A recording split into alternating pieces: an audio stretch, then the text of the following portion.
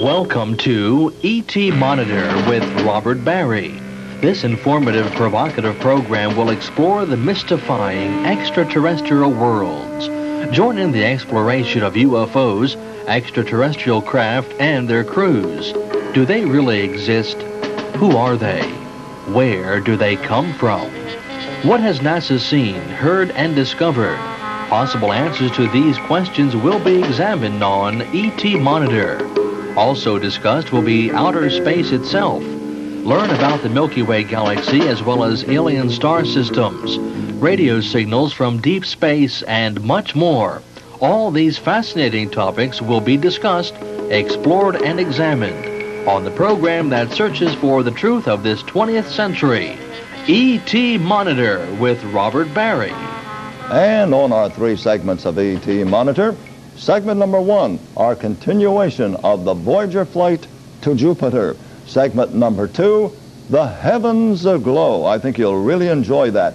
And this is the one a lot of you have been waiting for a number of weeks. Segment number 3, Kirtland and the ETC, the extraterrestrial craft. I'll be back with segment number 1, the Voyager flight to Jupiter, following these words from our sponsors.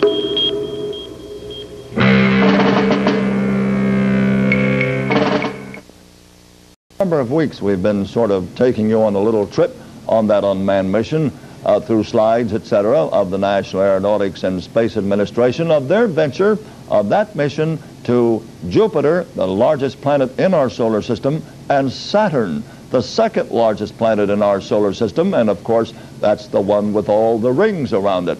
And we've learned a lot of things about those rings, and we're going to explore that just a little further now as we go to the visuals for segment number 1, the Voyager flight to Jupiter.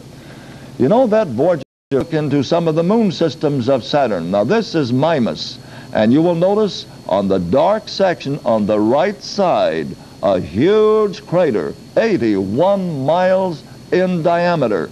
Now the central icy peak of that crater rises more than 6 miles above its floor, higher than Mount Everest on the planet Earth. Mimas is a cold and an icy moon, and it truly displays an unusual surface feature. Now, getting back to the top right portion, we're caused by the movement of the crust of the satellite. Next week, we will be concluding our NASA trip to the planets beyond, the Voyager flight to Jupiter. Well, you know, it's really fascinating as we view some of those scenes there. For example, that last picture there of one of its many moons of Saturn.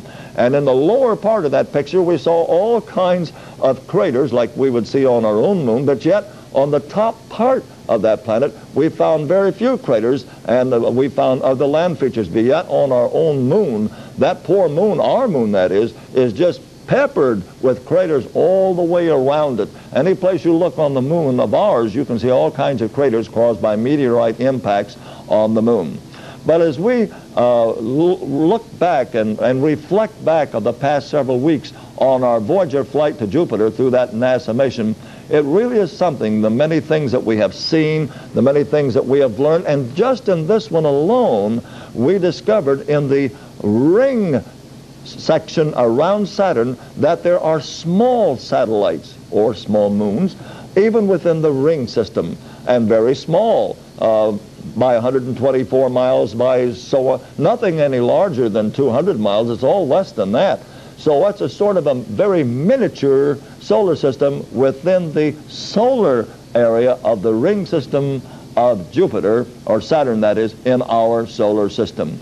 Now we'll be back with segment number 2, the heavens aglow, following these words from the people that make this program possible.